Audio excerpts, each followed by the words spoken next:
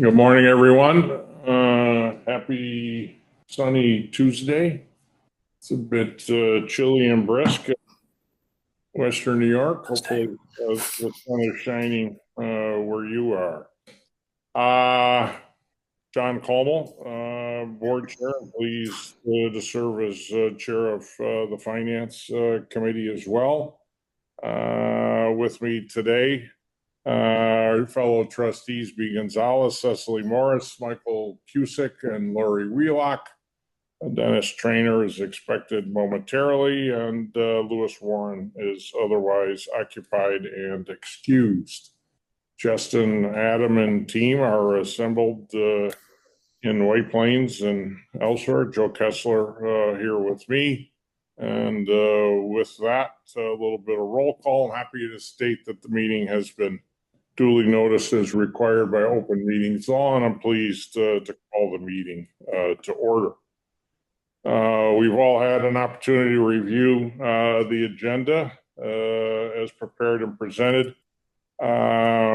Given the individual prep sessions that we all had relative to the budget in particular, it doesn't appear as though there's any need for an exec session.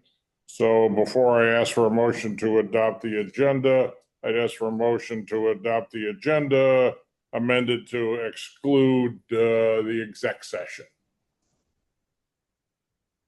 So moved. Thanks, Laurie. Can I have a second on that? Second. Thanks a lot, Michael, B, whomever. All in favor? Aye. Aye. Any opposed? Amended agenda adopted. Thank you very much. We've also received, as we do, the list of contractors upon which we will take action today. If anyone has any late-breaking changes and conflicts, please make sure you give Karen due notice. Today, as I've already referenced, our primary focus is on the budget for the next several years. Adam and his team, broader organization, have been significantly engaged in preparing that. I have a great presentation for us.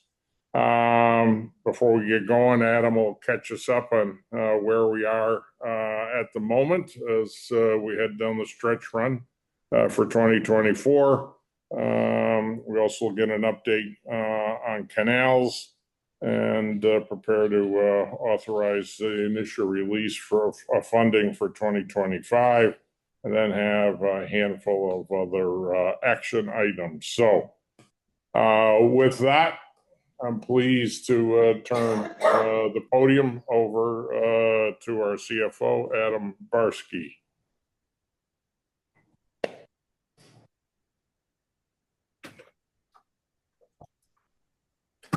Good morning, trustees, NYPA colleagues, and members of the public.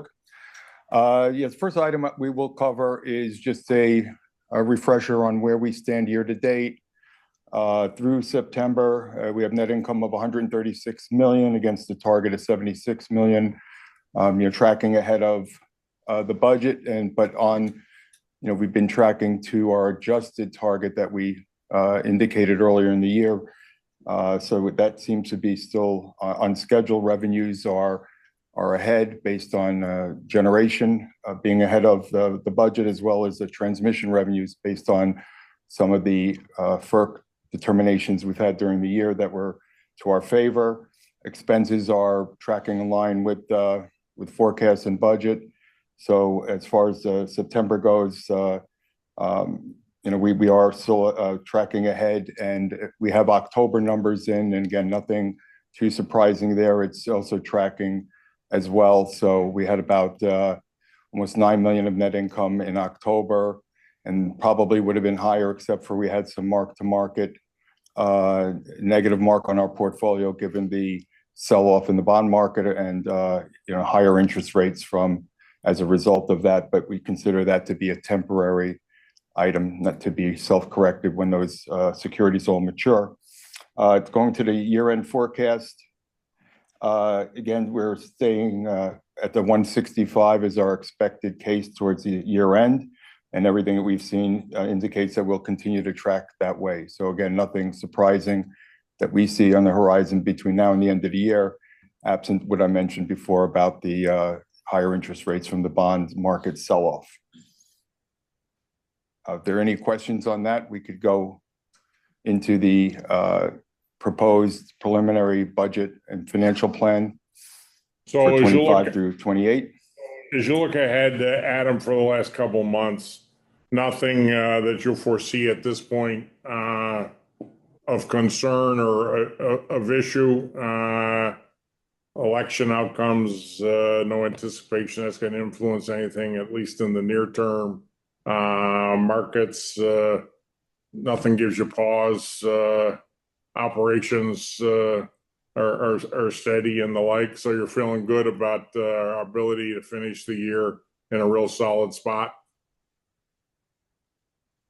Yes, that's correct. I think everything, it seems to, there's nothing that we see as a result that anything happened that's going to affect this year particularly. Certainly in the out years, there'll be a lot to discuss and to unpack and analyze as we go forward. But as it relates to how we should be doing between now and the end of the year, do not see anything that will take us off track, other than I mentioned before, the bond markets have sold off pretty significantly from right before the election and then after the election, based on concerns around higher tariffs leading to higher inflation, higher deficits, and higher debt. Also a concern. So there's been that significant sell-off there, and I think maybe that'll settle in. But once there's clarity in the future about what the new administration intends to do, that could also correct and settle down. So outside of that, we don't see anything between now and the end of the year. All right, and Justin, you're feeling good operationally, team, everything. We're in a good spot. I think so, Chairman. I think we're firing on all cylinders. Obviously, a lot of work ahead of us here, but we're looking forward to a really active 2025, and I think we're well positioned to deliver. We had the first of the renewables plan hearings up this way last week, and I've got Binghamton, I think, coming up this week. Those got off to a good start, and we're otherwise looking forward to another 5, 6 of those, right? Yeah, no, the team's been very busy. We're again off to a good start there, as you said. There'll be some learnings coming out of the first one. We'll get better at each one of these, but I think we're off to a really good start and in fulfilling the obligations we have under the statute to take input from the public. And of course, we'll be synthesizing all of that and coming back to you when we present the final strategic plan. Yeah, so we'll be able to get a good update on the outcomes of those when we're back together in December. And as you just said, pull all that together for final review and approval come the end of January. We're working on refreshing 2030, so we'll be tackling that as well over these next 60 days. So, okay, good stuff. Anybody else, any other questions on where we are or the near term before we jump to the next 4 or 5 years? Okay, thanks, Adam. Keep trucking.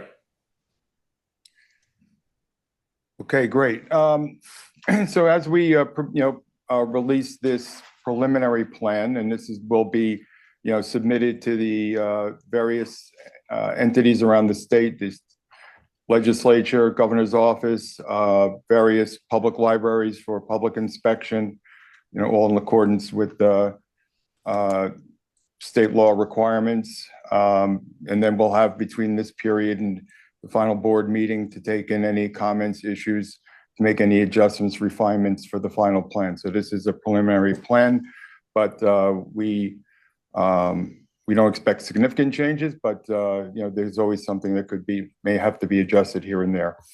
The goal of the financial plan, obviously, is to really outside of paying our mandated expenses to maintain our operations and our assets and maintain our assets in a state of good repair, is to really try to direct our discretionary funds towards achieving our strategic initiatives and goals as outlined in Vision 2030. And that's what we're trying to get done here, while maintaining all the metrics we have to do for our AA plus ratings within that sort of box, if you will, to see how much we can get done in terms of all of our initiatives.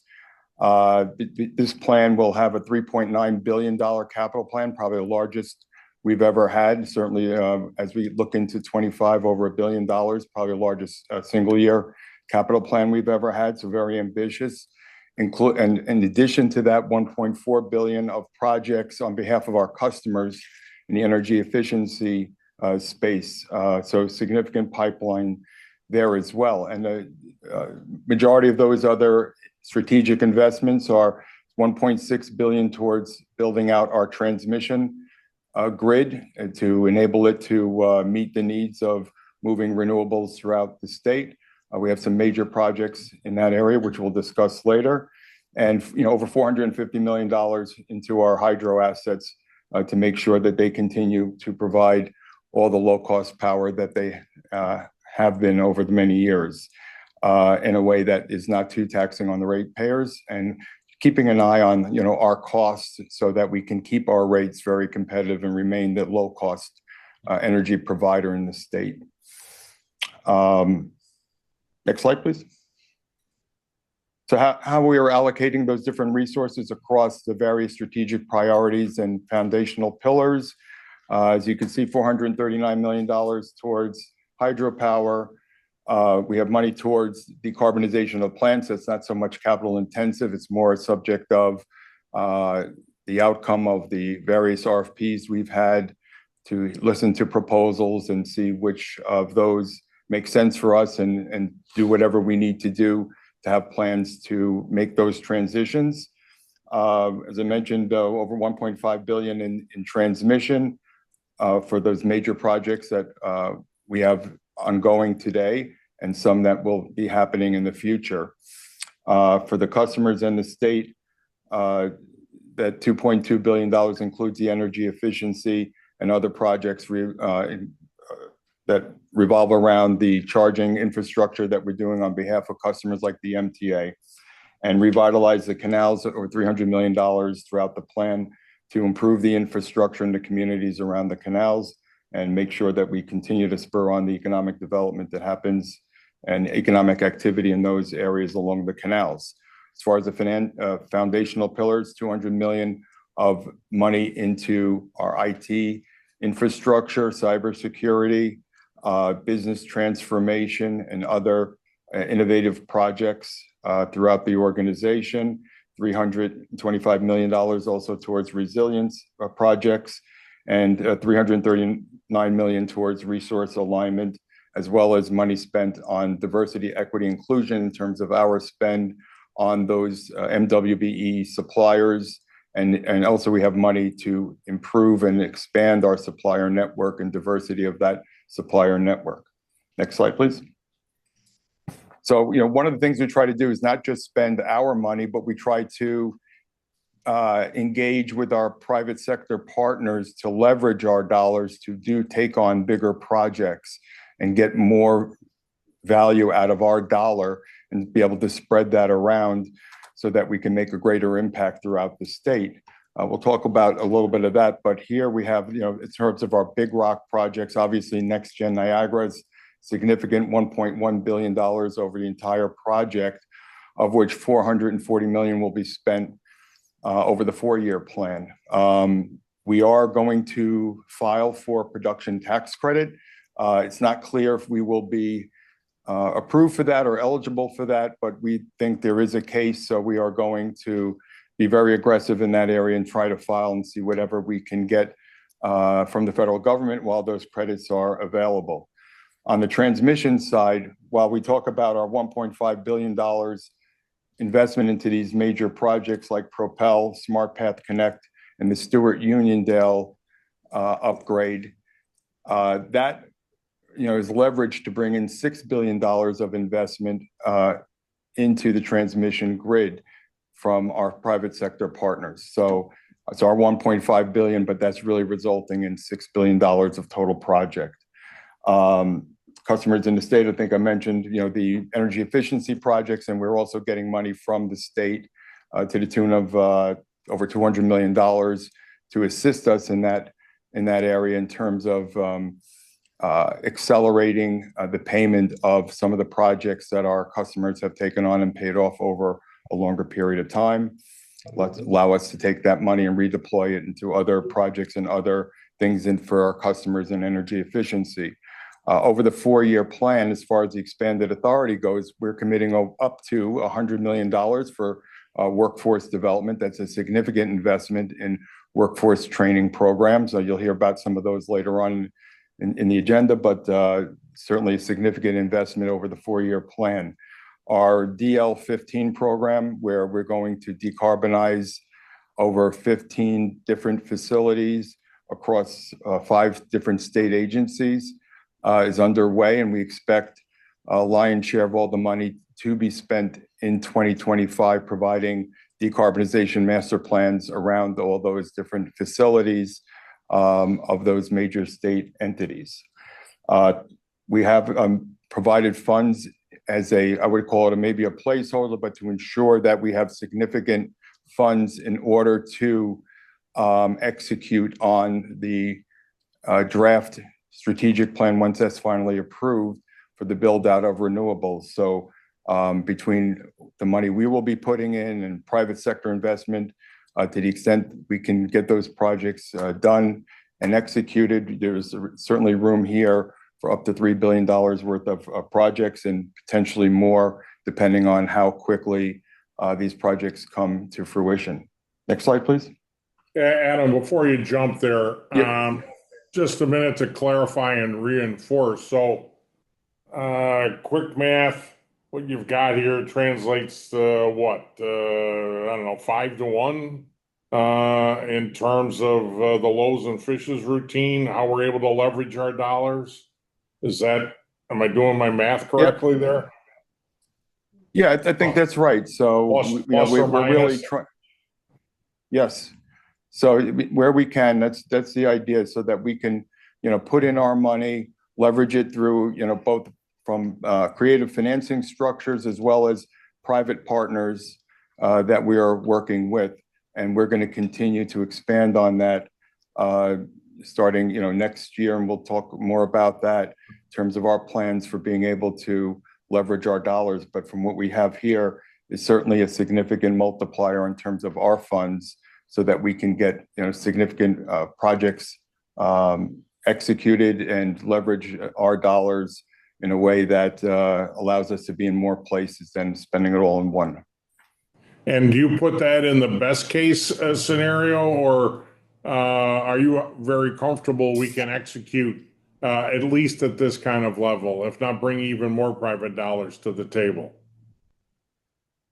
Yeah, I think this is conservative, and I think it's reasonably achievable. And there will, to the extent there are opportunities to do more, we certainly will jump on those opportunities and take them as they come available. Yeah, I mean, I wholeheartedly agree. And to me, this is important. We heard a strong message last week up here that constituents want more done sooner. Want more done, faster. Obviously, it requires significant investment in our ability to leverage the private sector, and other opportunities becomes all the more critical. So, want to make sure that this theme is emphasized to those listening. We're doing everything we can to stretch our dollars and leverage our financial capital as well as our intellectual capital. So to me, this is a key slide in terms of a driving message for us. So, all right, thank you. Sure. And just on that theme of leveraging funds, I think this is something we really haven't talked about, which is our ability, over the last year or so to really look for external funds, not just from the private sector partners, but from state funds, federal funds, outside foundations, as is the case here with the Ralph Wilson Foundation as an example. But to the extent that there are monies available in the various federal programs, whether it be the IIJA or Build America or the Inflation Reduction Act, trying to really maximize our ability to get all the money that we believe we can. And so as an example here, we have $43 million award that we received to invest in the communities around the Propel project. Other grants that we're also in negotiation with Department of Energy around Fisher Ferry Crescent and our small hydros, as well as some facilities up in Niagara and St. Lawrence, as well as other monies that we're going after from past costs that we've had incurred, whether it be COVID related. We're still working with FEMA to get money in from COVID. We have $7.7 million there that we're looking to get. We just received $1 million yesterday, so we're making progress on that, and hazard mitigation as well, trying to access federal funds. The NEVI program is to assist our rollout of the EV charging and assist also with our customers. $15 million is what we're targeting over the plan to receive for that. And as far as the Inflation Reduction Act, we've already filed for $11 million for the direct pay under the Inflation Reduction Act. And that includes money from the North Country Storage Project, solar at Zeltman facility, 500 megawatts, and as well as some EV and Evolve charging programs. So that has already been filed, and we hope to receive those funds in the coming year.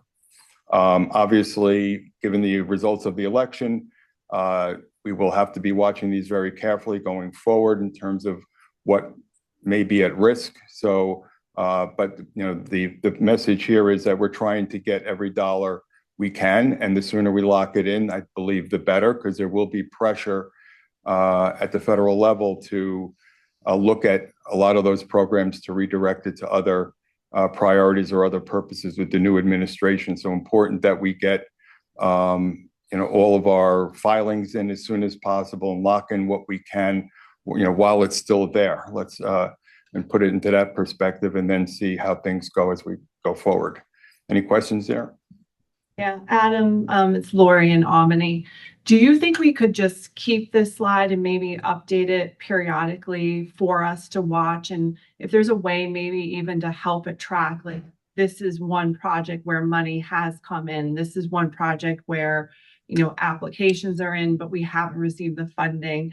I think this will be very helpful for us to just watch and monitor the progress, and then help us as trustees kind of understand which ones are potentially more vulnerable than others. Yeah, that's a great idea. We'll do that and have a periodic update as we do it. As our financial package will provide any progress that's been made or any update in terms of any information or risk that we see. Going forward, it's just it's a question of really, like I said, trying to make sure that we're either grandfathered or have our money in, and hopefully that is protected. The other point I would make is that we've committed to all of these projects, regardless of whether or not there are funds. So we look at this as a way to offset costs we've already committed. So to the extent anything here, for whatever reason, doesn't come to fruition, or it is eliminated by some administrative action, it won't impact any of the projects for which they're involved with. So we're committed to going forward regardless of whether we get this money or not. Obviously, we want to get every dollar to offset our costs, but we're committed to the projects underlying. All right, thank you. That's very helpful. Yeah, Justin. Justin, before we jump on there, the Ralph Wilson support reminds me, your thoughts on revisiting the conservancy idea relative to canals original effort there was misconstrued, misunderstood, and not well delivered on our part. You think we have an opportunity, given what's been accomplished, where we are, to potentially leverage our continuing investment in canals with other outside support? Is it time to rethink and revisit that?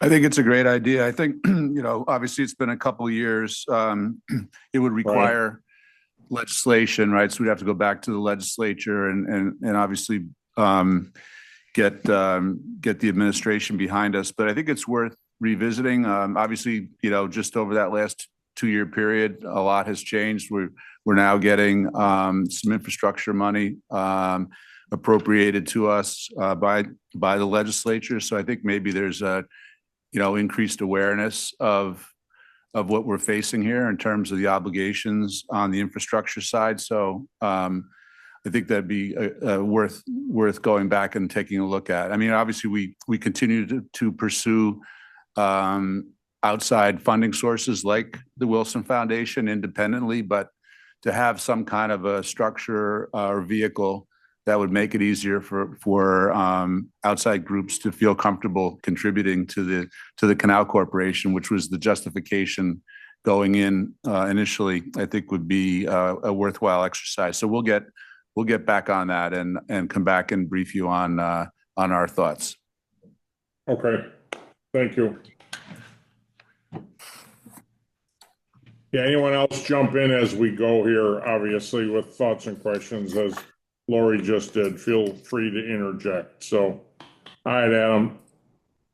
Renewables and expanded authority. Yeah, just to give a sense of where we are in that process, as we mentioned here, that we are in the middle of the public hearing process. We've laid out that schedule that will run through the end of November and get all those comments and take the draft strategic plan and hopefully get it finalized and approved.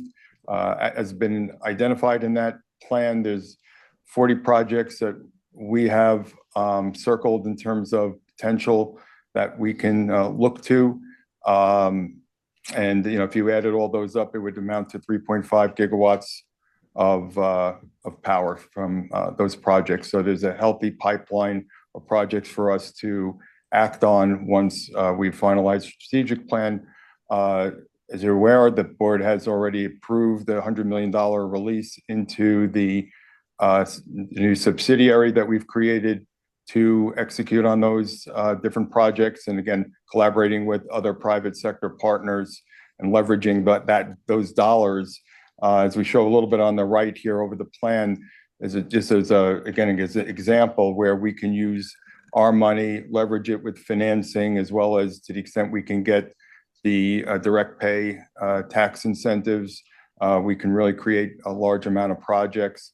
And not to mention, bringing in partners and making those projects even bigger, albeit recognizing that for any of the projects we bring in partners, we'll be a 51% owner by statute. Next. Can we go back? Just laying out the capital. Sure. All right. So just a real quick couple of points. I also got to be at the Buffalo hearing last week, and I think it's a really powerful, opportunity for the public to come. Just as John said, there is, this great interest in us moving faster, building more. I think just the reality, the hearing was 2 days after the election, and seeing people come. And one of the things that moved me the most is just the ideas coming from the communities. There was a professor there from, Niagara University who shared ideas. There was someone who, highlighted, in our area, we have Love Canal, and how do we use this potentially as a state? Can the Thruway Authority do more? And so there are really interesting ideas coming from the ground up. And I know we'll be able to talk more in December once the hearings are kind of over.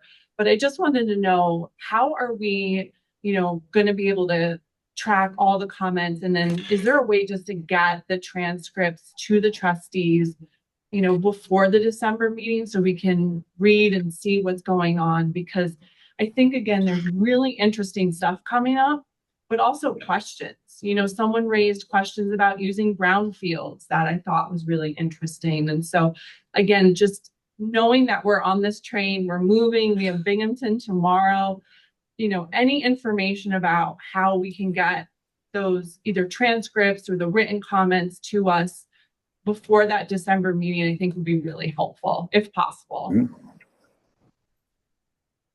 No, those are good observations and points, and legal is tracking all of those comments, and we'll be able to provide those to the trustees to review before further discussion around the plan. But taking inputs from the community is really important, just to get a sense of what their reaction is. Do they want it? Do they not want it? Right? So various communities may want or not want things happening in their areas. So we would need to listen to that, and also to take in ideas that come about that maybe we haven't thought about. So it's really good to have that public input.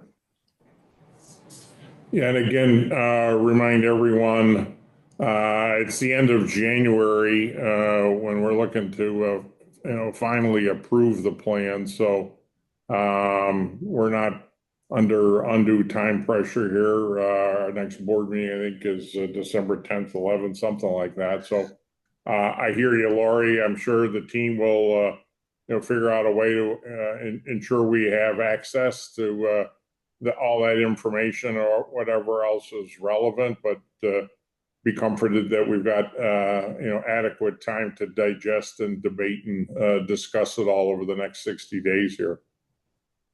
No, I appreciate it. And it is 60 days, but in my world, 60 days goes real fast. I can't believe it's November already.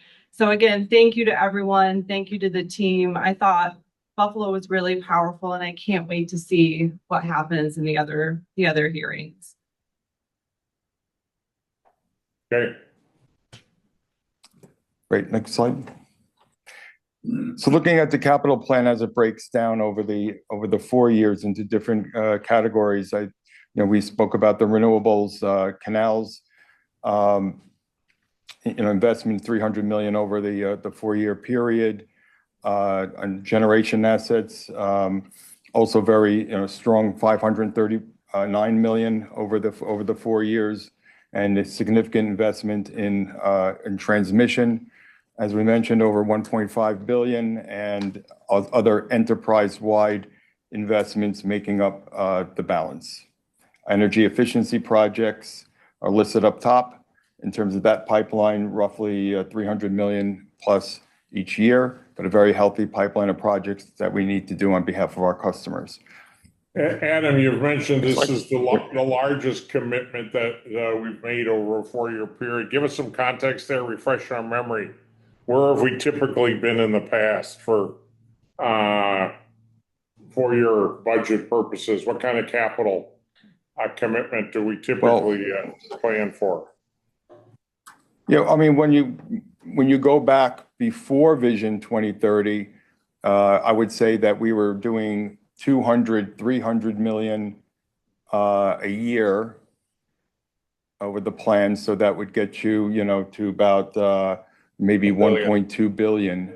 Right. With now this, the initiatives around these large transmission projects specifically, that number has really grown, as a result. And so it is much larger than we've done in the past. But each year since we've implemented Vision 2030, the number has continued to go up as we are taking on more projects, getting awarded more projects through either the competitive process or, otherwise where we had done, say, the PTP for Smart Path Connect or others, significant projects like Propel, et cetera, which, again, is going to come in sort of later in the plan, but that's going to take us even into the, 2030 beyond period. So there's a very healthy capital investment requirement here, and especially around the transmission. Those projects are very capital intensive, but they're also very accretive to our bottom line because they do generate a good return and provide us with additional funds that are fueling the rest of the plan and providing that sort of additional cash and additional opportunity to invest in all of these other projects. So really, transmission has been a big growth story for us. Okay, thank you. Good context. Next. Just in terms of other major projects, we have investing in our people. We've spoken about the White Plains office building. The expectation is that we'll be spending $150 million in 2025 towards that end as it starts to get finalized and off the ground. $280 million over the course of the plan. Just for reference sake, the building that we're currently in, 123 Main Street, was built in 1981, and it's aged, and it's sort of reached its functional obsolescence. So as we've all spoken about, the best alternative is the one that we have moved into, which we're very excited about. It'll be a great opportunity not only for our people, our employees, but for our customers, members of the public. We will have multifunctional use of the building to really and show off all of its advantages. It will also be a showcase in terms of being a LEED Gold building with geothermal and solar glass, and be really at the top or showcase of what you can do in terms of a decarbonized building. Yeah, very exciting. Next. No question. Yep. And then investing in our technology, we have a significant investment here, which is going to be in our ERP system, which is really our core IT system around our financial, our strategic supply management, as well as our human capital management. 2025, we expect to spend $39 million. We're in the finalized stages through an RFP process to select the platform we will be going with, as well as the system integrator to assist us in putting that together. We've worked very closely with Gartner Consulting, which is our owner's rep, to guide us along the way and make sure that we're getting the best in class technology and doing the appropriate approaches to how to do this in a way that will get us the maximum benefit we're looking for, and not only for NYPA internally, but we do see a significant benefit for our customers, as we will have a complete new billing system, which will not only tell them what they need to pay us every month, but help them manage their demand, their load, how they're achieving their decarbonization efforts. It'll provide more information in their hands and be a more useful tool. But we see that as one of the primary benefits and drivers of this project, as it is our face to the customers after we sign the deal. So this is how we communicate with them every month, and we want to make sure that this provides the greatest amount of value and utility to our customers.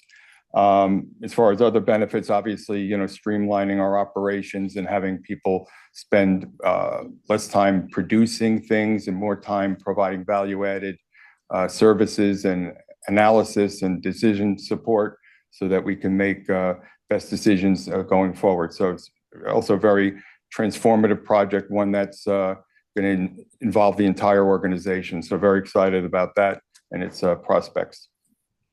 Next. And Adam, sorry, Laurie and Albany. I know we had talked about this previously. Obviously, I kind of come from a viewpoint of just extra caution and sensitivity, seeing some of the utilities really struggle doing this, and hearing that Gardner is involved and kind of helping guide this. And again, just add that extra level of just like awareness and, expertise, I think is really, really wonderful. So just wanted to highlight that and thank you all as we go forward with this. Yeah, these projects are certainly challenging and require lots of commitment from both our outside resources as well as our internal resources that need to be committed towards the project to make sure it's a success. We're looking at all the sort of lessons learned from other big projects like this, and also working with people like ourselves who have gone through this to see, what advice they have for us. So we've really contacted other entities. One, as an example, is the TVA, who has just gone through something very similar. So we've been having lots of discussions with them. We're probably going to go down, spend some time and look at their system and what they're doing and try to get as much benefit from those discussions as we can. So really trying to anticipate where all the potential issues can come from, but really it's about good execution, parallel testing, making sure that we're very confident in how the system works before we would ever, go live or anything of that nature. So yes, we've seen all the things that can go wrong, and we want to try to avoid those. Thank you.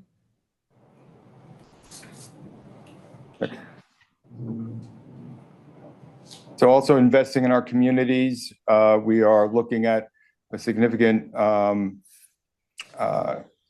upgrade to our BG Visitor Center. There's a very exciting plan there that will be worked on over the next few years to get that put into place, as well as looking at this is really more of an initial cost at this point on the St. Lawrence Visitor Center as well, to first address some of the immediate concerns and problems with the functionality of that visitor center, but also to make significant improvements to make it also state-of-the-art and really something that the communities will want to take advantage of. So looking forward to those projects, as well as terms of some of the things we're doing in the communities to encourage participation in our visitor centers to understand what we're doing and how we're benefiting them. It's always, fun. It was interesting with the hearings in the morning and the evening to, go back to the visitor center, the power project, Joe as well. And York, they just show so well. There's just so much there, going back at night, seeing it lit up, and, all the rest of that. Continuing to invest so that the public, is able to not only have access, be all the more informed. So yeah, it's great to see, the benefits of that continued investment and outreach into the community. So yeah, important investment for us to continue to make. 100%. I thank you all for looking into this. We've been very lucky, my family and I, to spend time at each of these. And every time we go, and all the tour guides and staff we meet talk about, the community members that come in, they'll have the schools, but they'll also have the senior centers. I know at BG and St. Lawrence in particular, they often have just movies on weekends. I was up in the St. Lawrence this summer trying to give my toddler a car nap, and the weather got really bad. And I'm sorry, Cecily, I did not call you. No. But I was like, oh, we're near the visitor center. So we pulled over, and the kids had a great time. And, the truth is, they are pathways and entryways for education and community involvement. But, each of these sites have been loved and used, and they just have that wear and tear. And so helping them, I think, get ready for the future it's really exciting and greatly appreciated.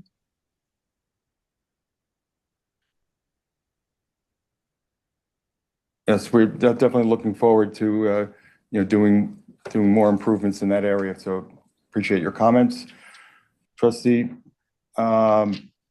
Next slide is the business transformation innovation, just calling out some of the projects that talk to transforming our business services, as well as our utilizing innovation where we can, things such as the drone program. We spoke about the ERP project. We're going to get a new also energy commodity risk management system. That's really our trading platform for how we manage energy day to day and do all of our hedging.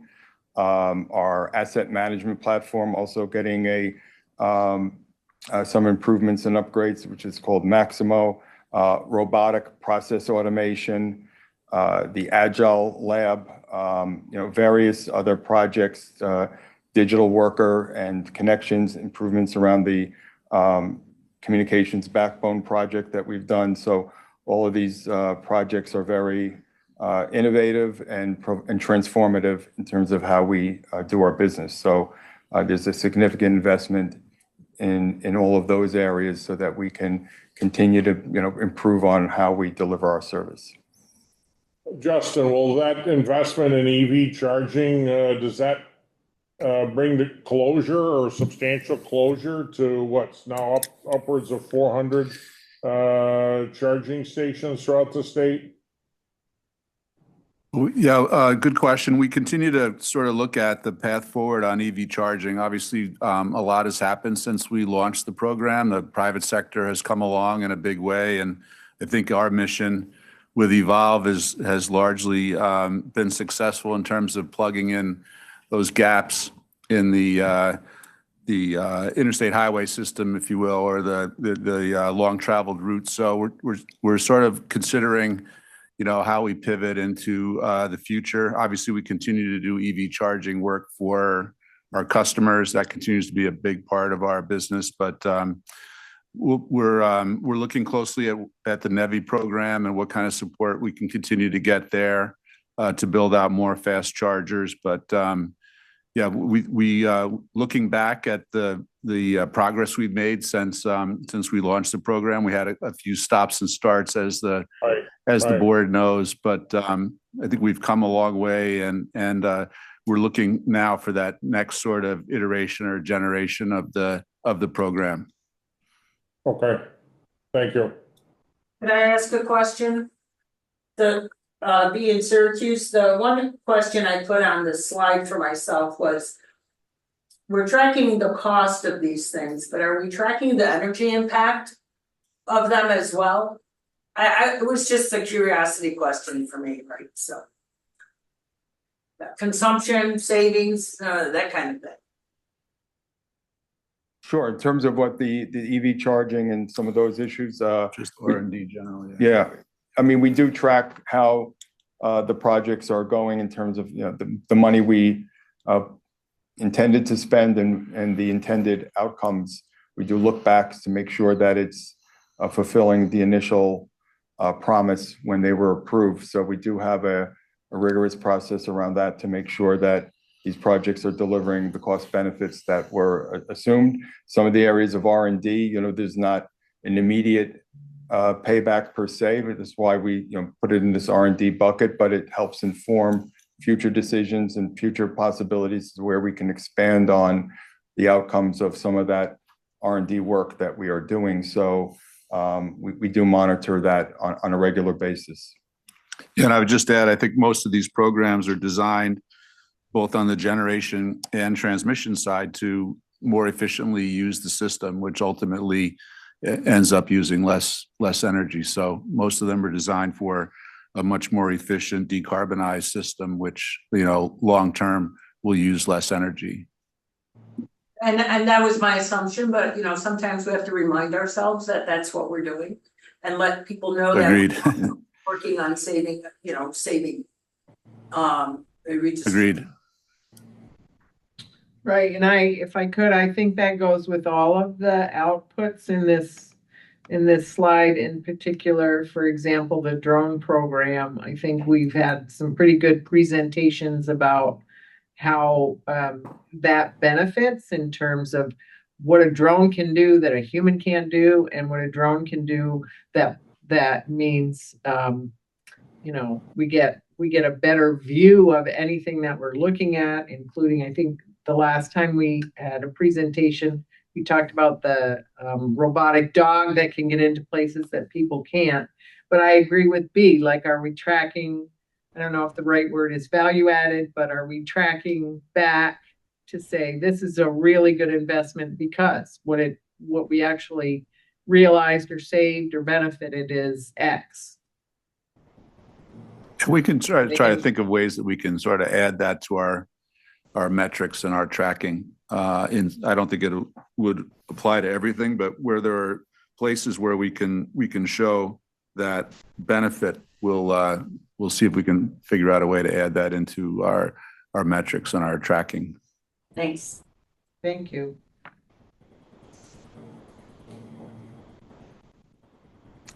Next slide. Just a look out to the forecast for the net income over the 4-year period. You know, it's tracking pretty well to the plan we put forth last year, rolling forward an additional year. The only thing I would add is that, you know, bottom line is up around $25 million across the board. So that those additional funds, both the, you know, net income, but really when we see what we call the FADs, which is funds available for debt service, that goes into how we calculate our capital capacity. It gives us additional capacity from being able to generate more funds. So we do see doing an improvement of over what last year was, but tracking along the same directions in the same area. The major driver here is really the transmission revenues. Generation kind of stays relatively stable. We see some increases in the non-utility, but really the major driver here is an increase in transmission revenues as projects go into service and we start to realize the revenue generation of those particular projects. Next slide. And this is just it's a little bit of a complicated slide, but the idea of this slide is to show how both the cash that we have on hand, either from our borrowings or generated from our business, will be utilized over the plan together with that forecasted cash flow revenues generated that we just looked at the slide before. Together with all of that will help fund the expected expenditures around the capital plan, together with a financing that we do anticipate over the 4 years, in addition to the one we just did, so that, you know, net, it really shows the use of the cash and that really that we are utilizing to its fullest extent. So when we get done through the plan, we maintain the metrics that we're required to have under the rating agencies in terms of days cash available, our debt equity ratios, our fixed charge coverage ratios, all of those particular metrics, so that we know that we have the money to execute on this capital plan, so long as we continue to generate the type of revenue that we have been over the last 4 years and continue to track and forecast for the next 4 years. So it really means that we've really allocated all the resources that, you know, we will make available through this plan. Yeah, just to add my 2 cents to reinforce that, I think when, you know, anybody looks at us on the prior slide making the money we make, you know, we're the atypical organization. We're not trying to optimize we're not trying to maximize earnings for the benefit of shareholders or you know, owners of the business. Here we're trying to ensure we're making the kind of money that we need to make to support everything that we've just talked about, to enable us to do the loaves and fishes routine and ensure we can support our credit rating, et cetera. So kudos, Adam, to you and the team for, we'll call it reverse engineering, but making sure that in, you know, our forward look, that this isn't just about how do we optimize or maximize, or worst case, where can we cut or save. This is about how do we ensure we're able to scale the business in a way to support the very ambitious expectations we have. So yeah, to me, this slide, you know, tells an important story about how well managed the business is and all that goes in to thinking through how we achieve and deliver and drive the outcomes you've just described. Yeah, and I guess to that point around the capital capacity, as a rule of thumb, you know, every, I would say, $10 million of additional recurring revenue results in $150 million of additional capital capacity, we would have to invest in other projects, right? So that there's that multiplier effect that's very important, so long as that revenue base is steady and recurring, predictable, and we can plan around it. So that's, our goal, right? To manage the volatility and ensure that we can achieve the plan, because if we don't, then all of a sudden we can't do all the capital, we can't do all the projects, and have to make, other tough choices. So that's why we do spend a lot of time making sure we're achieving our targets, exceeding them where possible, because all of that goes towards enabling us to take on these very large projects to achieve not only our goals, but the statewide goals to ensure that the energy transition can be met. Next.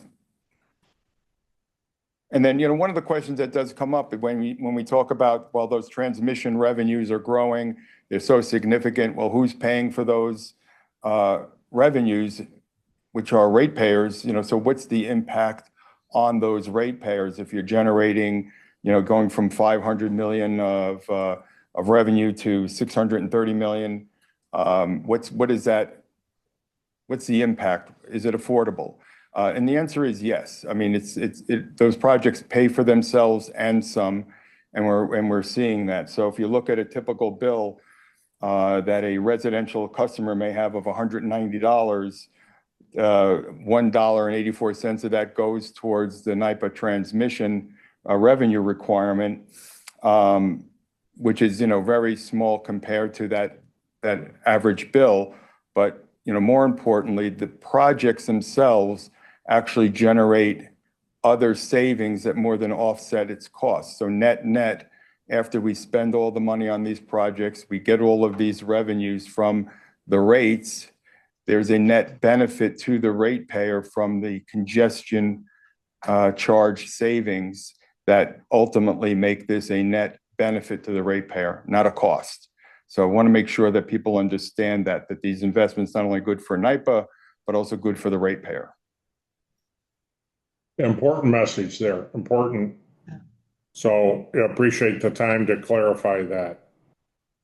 And I think this slide also does a great job of just showing the expanded scale of the projects that we're doing, and rate impacts. Rate versus volume. We're primarily volume driven in terms of the growth. So well depicts all of that. So thank you. Sure. Next. And again, our goal is to really become that and maintain to be that low-cost provider, both to drive economic development throughout the state, as well as ensure that our governmental customers are getting a savings by working with us compared to any of their other alternatives. And as we see here, whether it be our economic development customers or our preference rate customers, which are the munis and co-ops, as well as our downstate governmental customers, all of them are achieving significant savings in terms of working through us versus their alternatives. So we want to maintain that advantage at all times. Next. Just in terms of an outlook on prices and what we're forecasting, and this is using the forward markets, which is the Platts forward pricing curve. And we look at that ourselves to make sure we agree with those forecasts, but we do rely on this external forecasting to give us that guidance, as well as we track the price of natural gas, because we have a high correlation in terms of our revenues to the price of natural gas. But this is the same, we provide these slides to our customers as well, so that they could see what they should expect over the next few years. And again, having that external resource of where they can check what we're showing them helps to have that the Platts pricing, so that it gives some indication. But as you can see, we show the trend of the prices over the next few years, pretty stable. So long as there's where we sit today, so long as there's no other significant disruptions. Obviously, you saw the spike in 22, which is a direct impact of the invasion by Russia into the Ukraine. So that was a one-time type of a spike, but we still see the prices, smoothing out as we look forward. On the hydro generation side, the yellow bar is that long-term average, which is around 21.4 terawatt hours. And you can see that we have performed above that over the last few years. But as we've been saying consistently, our models have always suggested that we will revert to that mean over time, which is what we're forecasting over the next few years. So that we believe this is both realistic and conservative, but and the impact of even a half a terawatt movement one direction or the other could be $20 million. So it is significant, important to watch, and we monitor that obviously on a regular basis.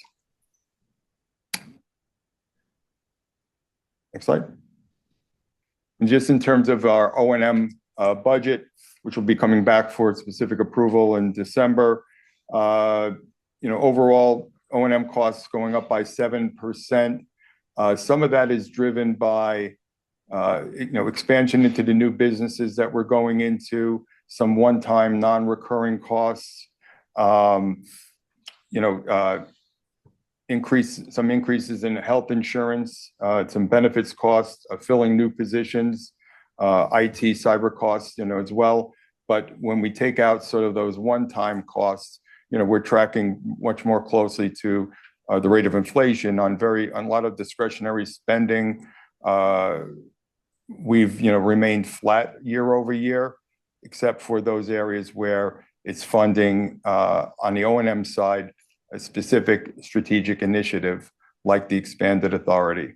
So we think this is very manageable, and again, trying to maintain expense discipline, because this has direct impact on some of our ratepayers that pay based on cost of service.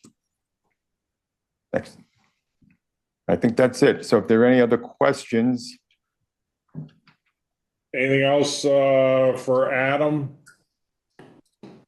Again, a great presentation, Adam. Kudos to you and your team for pulling and knitting it all together. And we'll flip it back to Justin for your editorial. Obviously, this speaks volumes about where we are as an organization, more importantly, where we're going, and the significant elevation, escalation of our reach and impact and opportunity. So I look at it, not just from a financial standpoint, but from a business standpoint in terms of where NYPA is at. I hate to say the new NYPA, but the evolving NYPA. Our opportunities and challenges are significant as we all look ahead, and a real reason to be excited as well as proud of what the future holds. But welcome your thoughts to kind of tie this all together. Yeah, no, we're super excited here as well. I think, as you listen to the financial presentation, that our financial capacity, of course, is the sort of the foundation upon which we can do all the exciting work that we have ahead of us. And thanks to Adam and his team and the entire organization, I think we're really well positioned to be able to deliver on what will be our refreshed 2030 strategy. So yeah, I think we've got the tools. It's as the rating agencies have recognized, it's a well-run organization with financial capacity. So we're very well positioned to be able to execute on the new work we have in front of us. And that's been one of the great things about NYPA. We have been able to pivot over time, and as you say, we are evolving as an organization. But I think it's a credit to the team that we're able to do it so well and so smoothly. Agree. All right, we don't need to take any action at this point. Again, as you said up front, Adam, this gets posted publicly for comment, and we'll take formal action on it in December or January. December. Okay. All right. Unless anyone has anything else there, again, one final thank you, Adam, to you and the team. Sure. Next item on the agenda Thank you. is an update on canals as we wind down or have now closed another season and head into the off season and look ahead to the beginning of 25 with the intent to provide continuing funding there. So who's carrying the ball on that one? Well, I'll just start off by saying that from a financial standpoint, the canals continues to track to their budget. And I think they'll even come in a little bit under once we, between now and the end of the year. And again, we continue to work with the state to identify additional funds to invest into the infrastructure and meet the various capital needs of the canals. So those discussions are continuing to take place and looking for multi-year commitments where possible. So that's something we're going to continue to press on that end. But I would just turn it back over to Dave Mellon is here. He can update any other operational issues that he sees as we go forward. This has to be one of the more impressive abilities to execute on budget I've ever seen, Adam. I mean, make sure I got my numbers straight here, right? We're talking about hitting target, hitting bottom line. For better or worse, we're right there. Yeah, like I said, I think that they'll actually come in a little bit under by the time we get down with the end of the year. There are certain things that have to get allocated out to different areas that should provide a credit to canals, particularly on the retiree healthcare side, that they will see some credit between now and the end of the year. So it'll actually come in a little bit under this. Okay, that said, this says we're making a $140 million investment in canals operations this year. That's correct. And with the capital spend, our capital, refresh my memory, we just covered it. Capital spend is another. It's around 70 million, another Right. $70 million, and then add the 50 million we got from the state. So, we put in $40 million a year in capital. We do have the revitalized canals program that was 300 million. There's aspects of that are happening this year and throughout the next few years. And then you have the $50 million from the state, which we hope to get more funds from that source, hopefully to invest, as well as those outside contributions from the Ralph C. Wilson Foundation. So that all goes into the investment in the canals. Yeah, we look at the 50 million as a down payment on what's more to come. So, all right, and operationally, Joe, Dave, the numbers reflect as expected status. Yeah, I think before we turn over to Dave, I just would like to comment and just say that, I had an opportunity over the last month or so every year between the navigation season as we start our winter maintenance.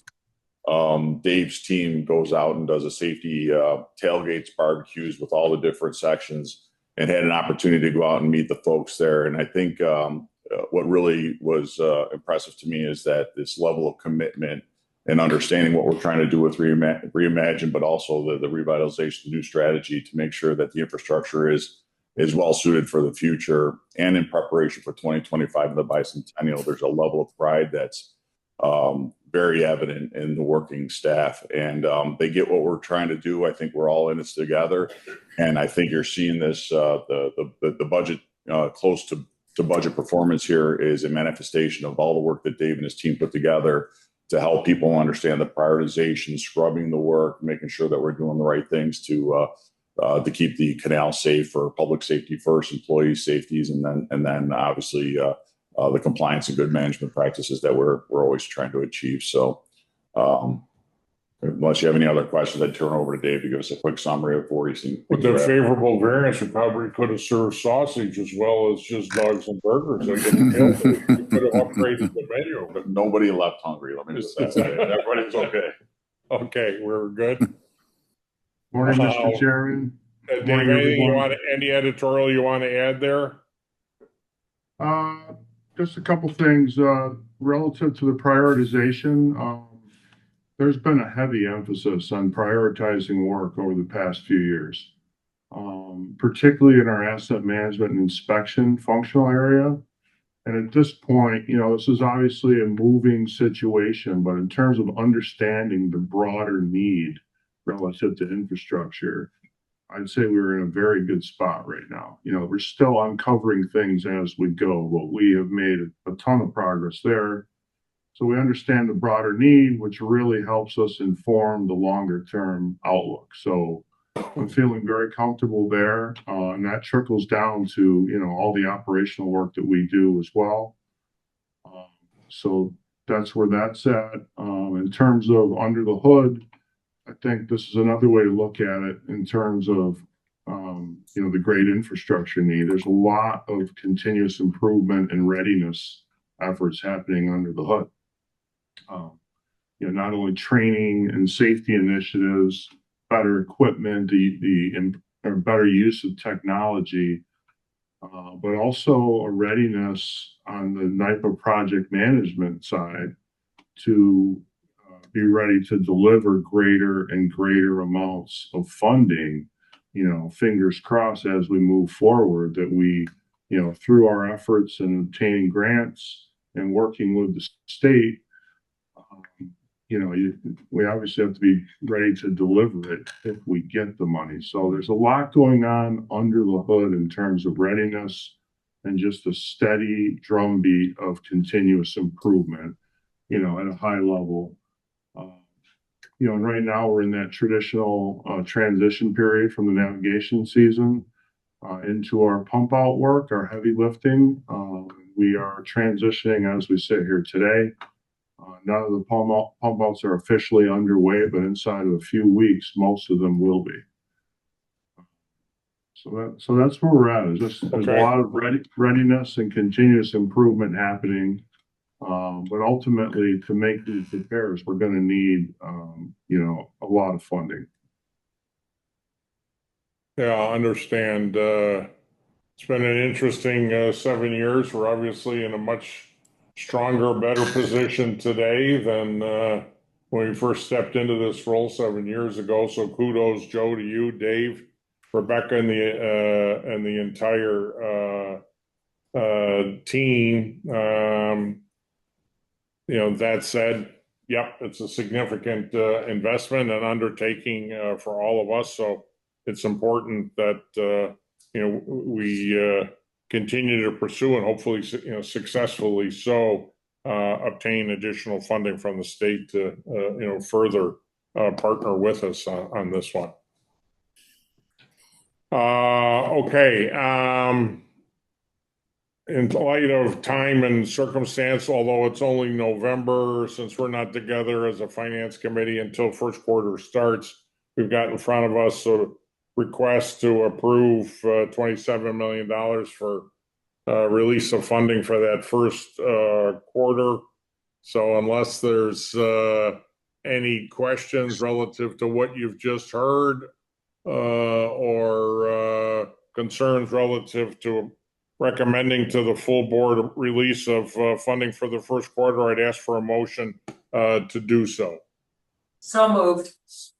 Thanks, B. Second was in there. Karen will sort that out. All in favor, aye. Any opposed? Motion carried. Thank you, Joe. Thank you, Dave. Thank you, Adam.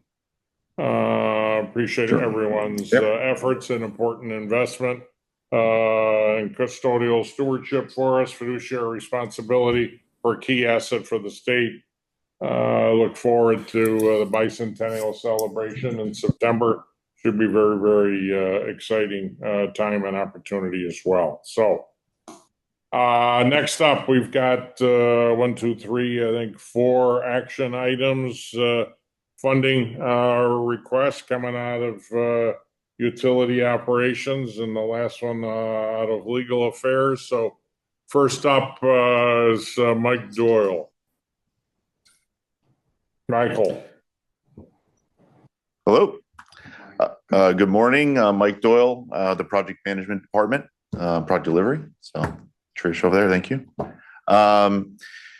Good morning, trustees, NYPA staff, and members of the general public. I'm here to present the request for approval of the contract award to replace the St. Lawrence gantry cranes. These cranes, they were built back when we built the plant, St. Lawrence Robert Moses Power Dam over 60 years ago. The 90-ton, which is the first one that we're asking here, is used to maintain the intake gates and lift the stop logs. The 300-ton crane is used to maintain the generation units. The 90-ton is going to be upgraded to 100 tons. This is due to ice buildup that happens when we have to lift the gates, as well as dynamic forces while lifting those gates.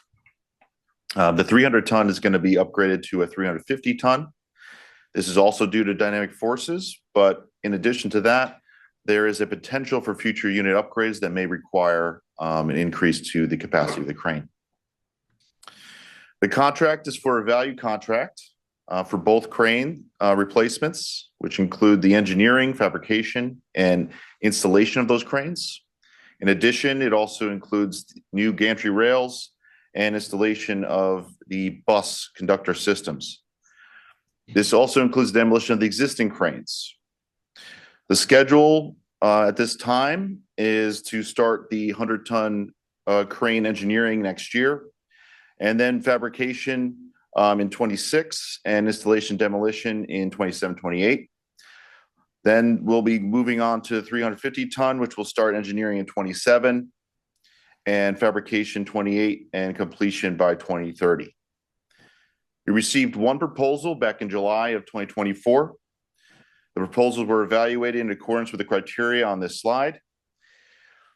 The evaluation committee recommends award of an equipment contract to Wheelock of Quebec, Canada, in the approximate amount of $70.6 million for a 6-year term. I'll take any questions. We only got one response because there's only one entity capable of doing this, or only one entity that was willing to meet our specs. Clarify that for us, if you will, Mike. Yeah, I can do that. Yeah, no problem, Chairman. So we have been doing outreach on this project for several years now. We've been going to procurement events in northern and central New York to advertise about the event, talk about what the cranes that we're looking to replace, in addition to other projects coming up. And Wheelock is one of the companies that was interested. As we went through the procurement process, the bid period, there were other entities that were interested. However, when we reached out to them after the bids came in, they indicated that they didn't have the resources that they could to do the work, and they also had other commitments at the time. In addition to that, the business of building cranes is pretty small globally, and that's why Wheelock was one of the companies that did reach out to us. They, in addition, are building our Niagara crane in the Niagara facility, the 630-ton that's being upgraded there. So they are very familiar with NYPA, and so that was one of the reasons why we thought we were very comfortable with this vendor. So does that answer your question? It does, for better or worse. It's the reality, and I asked this in this kind of situation over the years, Trish. I mean, how do we know we're not being held hostage here in terms of pricing and, all the rest of it? Maybe it's not relevant if we need it. There's only one person to provide it, but yeah, what do we do to ensure this isn't a stick up in terms of the price we have to pay, or do we have any leverage here to negotiate to get to a number that we deem fair and at market? Yeah, I'd say a few things there, Chairman, and just maybe to add to what Mike said. One, we've talked before, we do internal estimates. I think on these cranes, we've had the benefit of working with our partner, OPG, right? Just across the dam there, they have replaced their cranes in the last couple of years. So we've had solid information from them, cost estimates, lessons learned, what worked, what didn't work, right? That helped us build our replacement programs. Also, I'd say, good things about Realco. We've had experience with them now in the Niagara crane. They have been a good vendor, work with us. This is new for us, right? Building cranes. We've been in the business of rehabbing cranes over the years, but these are the first few new ones for NYPA. So I think for us, in terms of the cost, we're comfortable where we are based on our own estimates and ones we've leveraged from OPG and outside NYPA as well. So we're comfortable, and their performance as well has been good so far in our other experiences with Real. Okay, thank you. And you started out in the beginning saying the cranes that we're using, and you just said they've been rehabbed over time, but they're 60 years old. Do we anticipate that these cranes that we're going to have installed between 2027 and 2030 will have 60-year lifespans? Better, worse? What's the expectation? These cranes are expected to last at least 50 years. Okay, thank you. This is the last time this group of trustees will vote on this.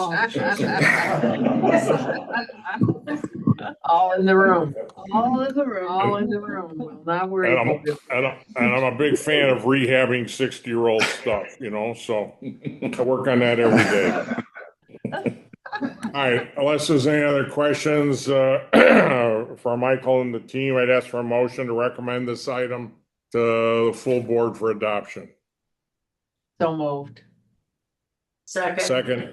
Thank you very much. All in favor? Aye. Any opposed? Motion carried. All right, thanks a lot, Mike. Adam, first of two canals related items.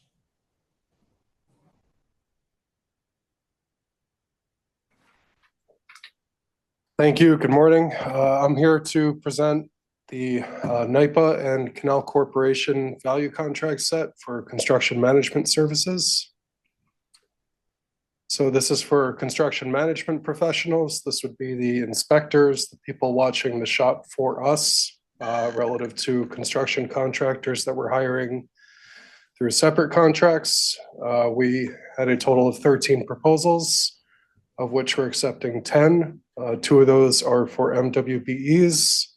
Another 2 are first-time value contract awardees for NYPA.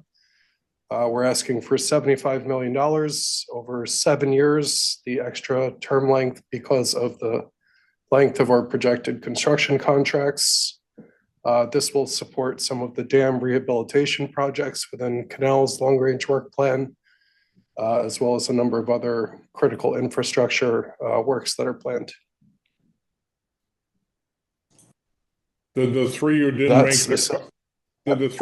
make the cut, did they not qualify and meet criteria, or do we only need 10, or what kind of feedback did we give them to make sure we further deepen the pool where we can?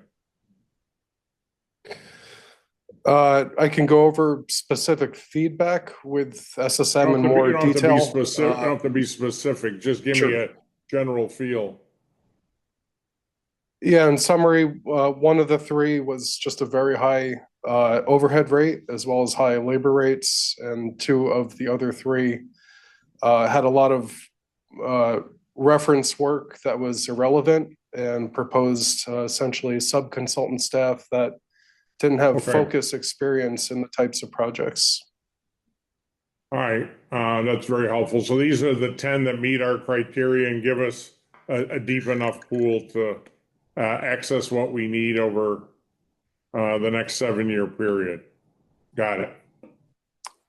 Correct. How many of these contractors or vendors have we used before? If 8 only of the 2 are 10 we've new. used before. Thank you.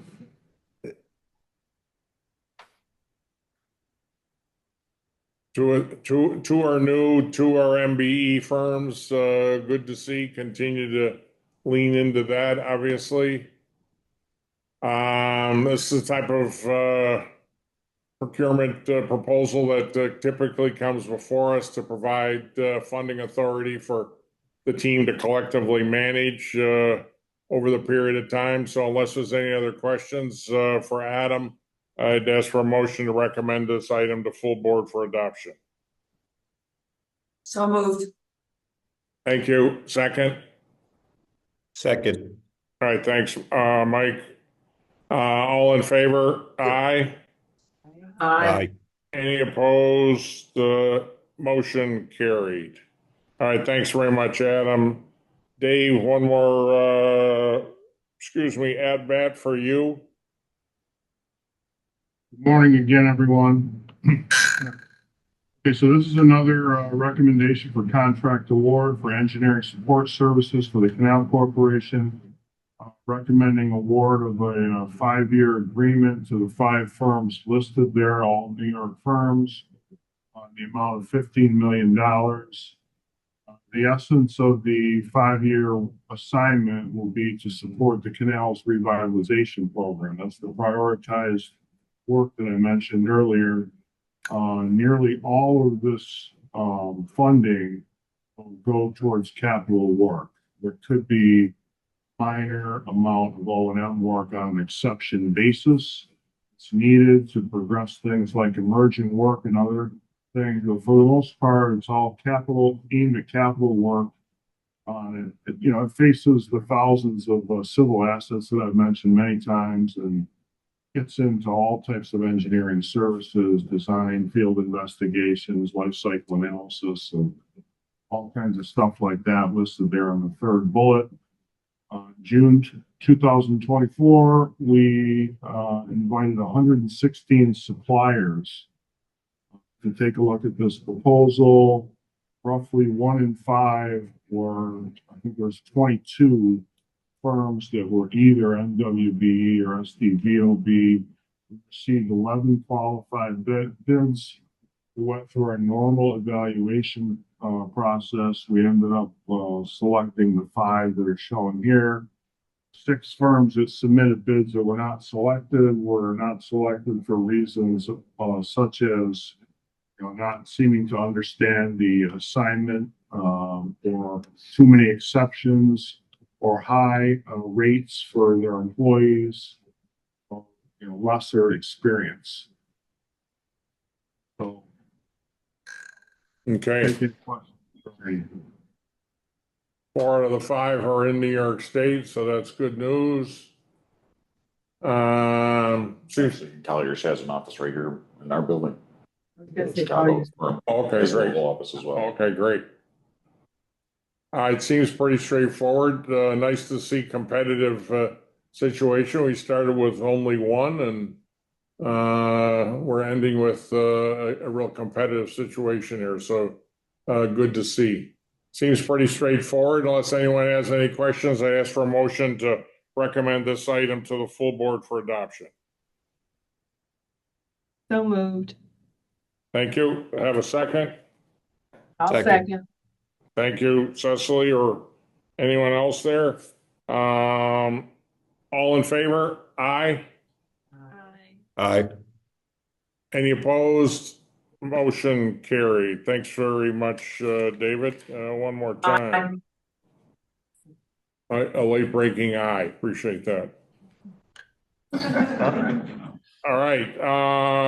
Last up is Sandra, Workforce Development Funding.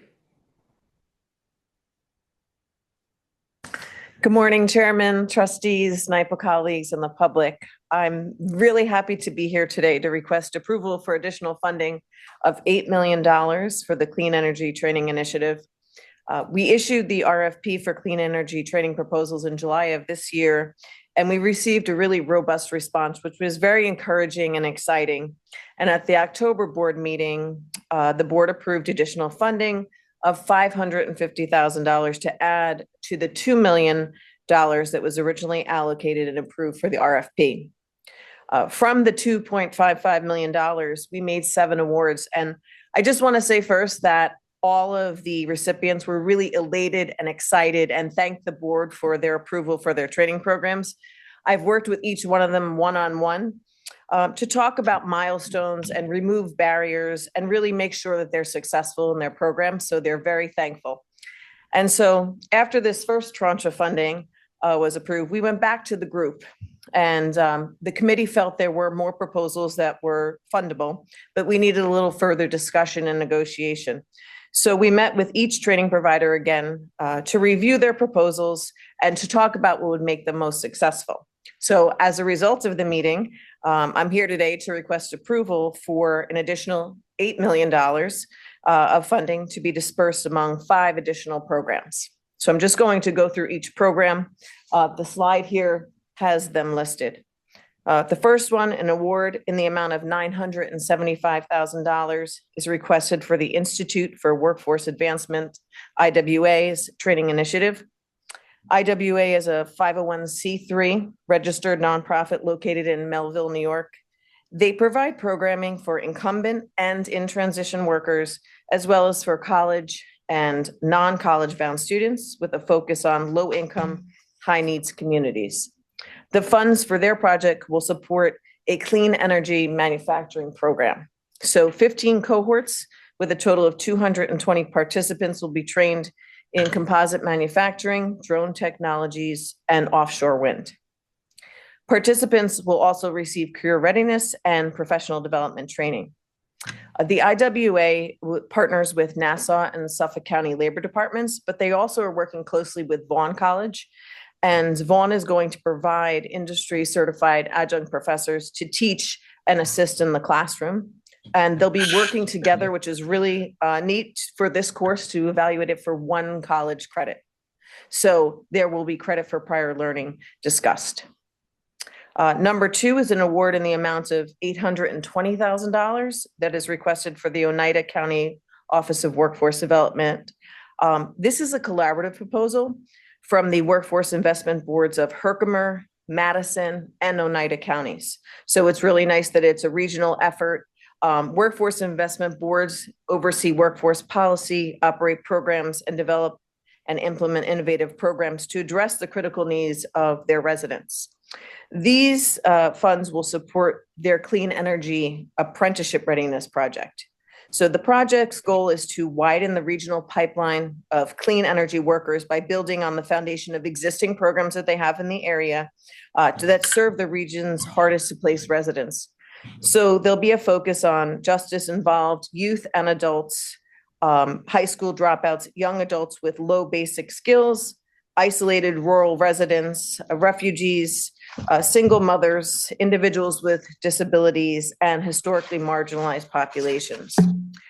So this will be throughout the 3 counties, but there'll be a focus on the city of Utica. The project will connect 200 residents of these disadvantaged populations with training programs in construction, remediation, manufacturing, and operations, with a focus on occupations that support renewable energy generation and storage. The funding will also support 8 cohorts of workplace success classes, which is really critical for these students. And they're working and partnering with the Mohawk Valley Community College for the technical training. The third award requested is an amount for $1,055,000 for the Public Community Housing Fund. The Public Community Housing Fund is a private-public partnership founded as a not-for-profit 501c3 in 2016 to support the New York City housing, the NYPA residents. The Public Community Housing Fund is partnering with Solar One and Andromeda Community Initiatives. So the funds will support classroom and hands-on experience for 60 NYCHA residents in the areas of carpentry, electrical, plumbing, building operations, maintenance, energy efficiency, solar, HVAC, and building decarbonization. The funds also will support a 3-month paid internship for the students. Solar One will manage the 8-week core curriculum training for the participants, 60 participants, and post-graduation, Solar One will do a 1-week course that will go over workplace competencies. Andromeda Community Initiatives will provide case management and wraparound services to graduates and work on connecting them with employment opportunities. The fourth request is a joint request on behalf of NYPA and the New York State Department of Labor. The Power Authority and the Department of Labor are jointly requesting approval to co-brand and co-fund a workforce initiative program of $5 million to the State University of New York's Energy Micro-Credential Initiative. The micro-credentials are short-term, industry-focused credentials that are typically about 2 to 3 courses, and they can be completed in a semester if wanted, if the student wants to. The funds will support an expansion of clean energy micro-credentials across more SUNY campuses and across multiple facets of the green industry, including the development of intermediate micro-credentials with a focus on skills for incumbent workers, so people have stackable credentials. The funds will also support a pilot incorporation of the micro-credentials into the P-TECH curriculum, which is really exciting. This initiative really will assist in achieving a statewide reach, and NYPA will work with SUNY to identify really and match the skills, the technical skills, and the geographical areas that are most in need. And then last, a grant award in the amount of $150,000 is requested for the WVI Dolphin Foundation. The WVI Dolphin Foundation is a 501c3 not-for-profit organization based in New York City. They support underserved and Blue and Gold Star youth and veterans. And the Blue and Gold Star youth are children of veterans. The funds will support their leadership mentor program that will include 4 modules of clean energy career knowledge and opportunities for 65 mentees who are all underserved high school students. They will assist mentees in obtaining internships, first jobs, and entry into college and/or trade schools. The Dolphin Foundation had originally applied to the RFP, but they're a very small organization. And so they're providing more mentorship and career readiness, not actual direct training. So we felt that their work was very valuable, and therefore we wanted to provide them with a grant so they could continue their leadership and mentor program. I just want to call attention to the slide. The yellow stars are the training providers and the regions that were approved at the October board meeting. And so the red stars, if approved, these are the locations. So I just wanted to show that we're reaching a statewide reach with this. And just one thing to note, if approved with this 8 million, to date, we would be at 20,650,000 of the 25 million that we have to spend each year. And I'll take any questions at this time. Being Syracuse, I have 2 questions. One is, what's the timeframe for the next round of proposals? And then the second question is, are the educational opportunity centers part of the New York State and State University Training Initiative? Will they be included in that funding, in that $5 million funding? Okay, I'm going to take the first question first, and then I might need you to repeat a little bit on the second question. I apologize, trustee. So this will conclude for the RFP, and then after December, if it's approved, we'll have about a little less than 4.5 million. So we'll be looking at the proposals that we received. Some are really more eligible for grants. We will not most likely put out another RFP until the next funding year, because we do have other proposals that are coming in for grants as well. Okay, and then go ahead. No, I was just going to ask the next question. So basically are the educational opportunity centers included in the funding stream that is part of the DOL SUNY 5 million? So SUNY has outlined a few colleges within their proposal, but we will be working with them more directly. And so we will make sure that EOCs are included as well. That's why we met with them and wanted to take more time with them, because we want to make sure that we can guide them to where we want them to, put the training programs as opposed to them guiding us.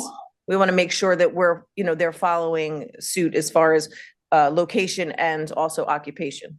It's really important because the EOCs are probably the closest in proximity to the communities we're trying to impact. Absolutely. I've done a lot of work with the EOCs, and it's very important. So I will make sure that we are inclusive of the EOCs. Thank you. Yeah, Sure. Very exciting. Sandra, a couple points of clarification. So the 5 requests add, I don't know, a dozen, I didn't count all the red stars.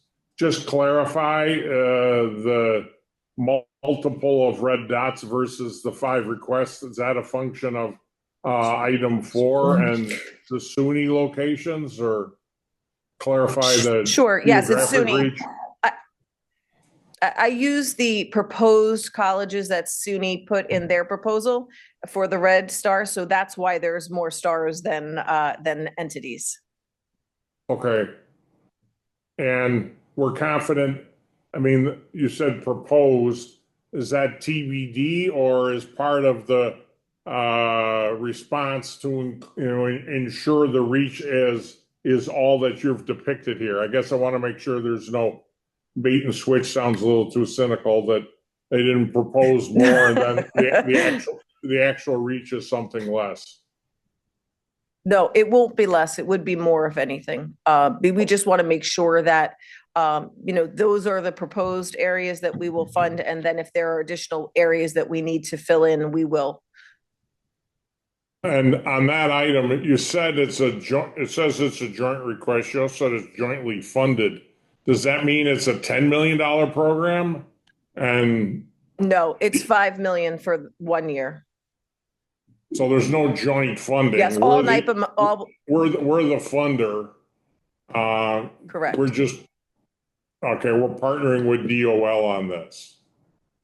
Similar to the Renaissance Technical Institute, the RTI, we co-branded with DOL. Okay. We felt that it's a large amount of money, and DOL also is putting out an RFP, and we wanted to be sure that we were funding them and then, working together collaboratively with DOL.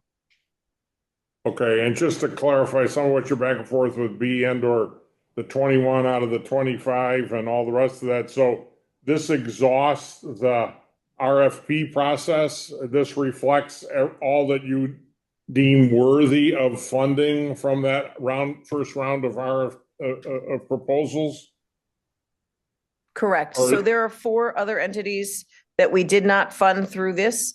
One, we are referring to the Mentor Protege program. We do have plans, but they are not necessarily they're not for being funded through the RFP. We will continue to work with them and see if there is something that we can come to fund. So it's not an absolute no, but it's a no for this round of funding. Okay.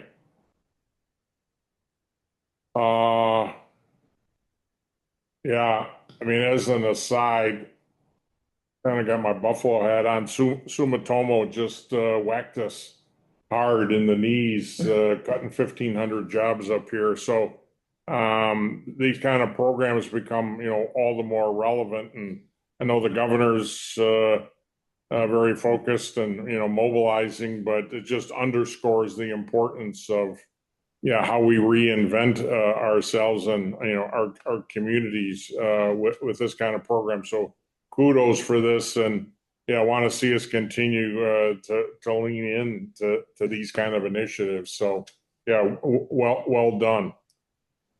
Thank you. And we will spend the 25 million before the end of the, the fiscal year for the budget.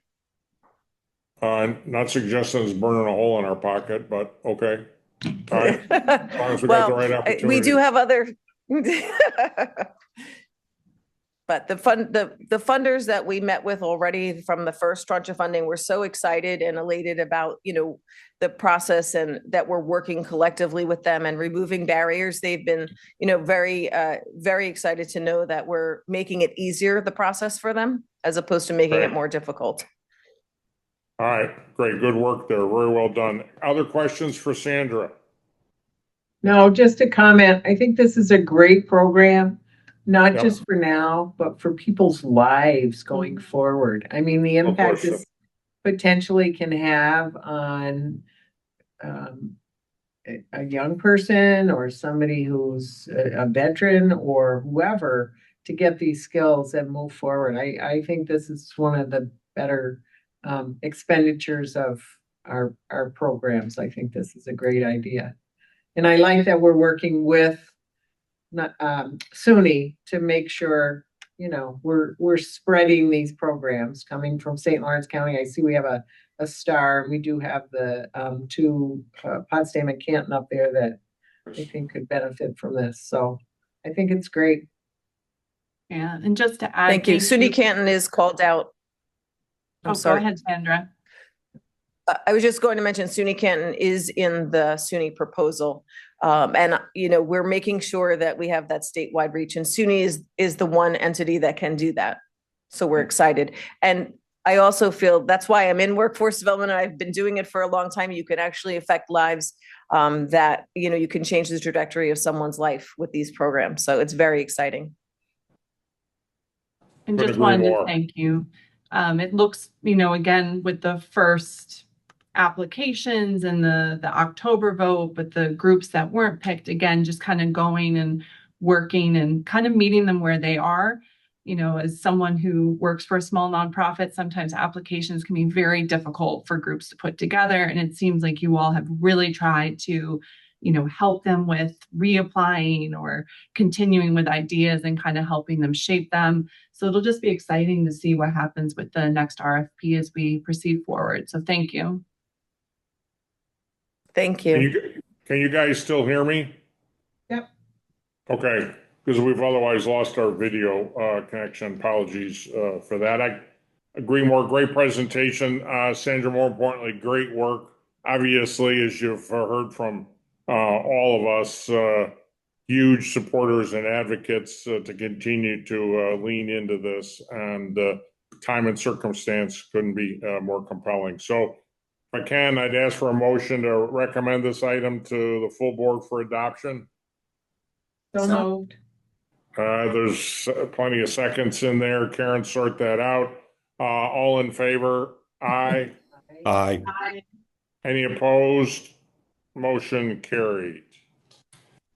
Thank you.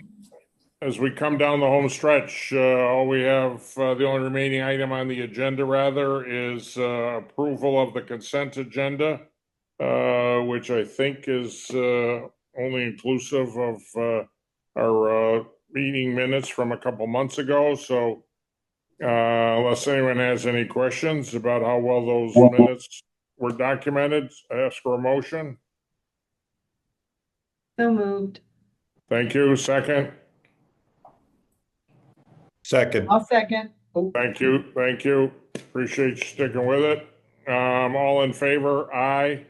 Aye. Aye. Any opposed? Consent agenda carries. All right. Great discussion. Great meeting. Adam and team, kudos one more time. Joe, Dave, and everyone at Canals, thank you very much. Mike, Adam, Sandra, thank you for your presentations. Unless there's any other matters to come before us, as you've heard from us, our next board meeting is in 30 days, plus or minus. We're back together as a finance committee on Tuesday, the 21st of January, 2025. Hard to believe I'm saying that already. And out ahead of our board meeting a week or 10 days later. So with all of that, I'd ask for a motion to close the meeting. So moved. And a second. Second. Oh, Mike, I knew you were gonna do it. I waited. All- Give that one to Mike. all in favor? Aye. Aye. All right, motion carried. Thank you very much, everyone, for a great discussion. Appreciate your time and engagement. And have a very, very happy Thanksgiving. And look forward to seeing everyone in December. And reminder, we've got hearings upcoming over the next couple of weeks as well. So have a great day, everyone. Thank you. Thank you, John. Thank you. Thank you. Thank you.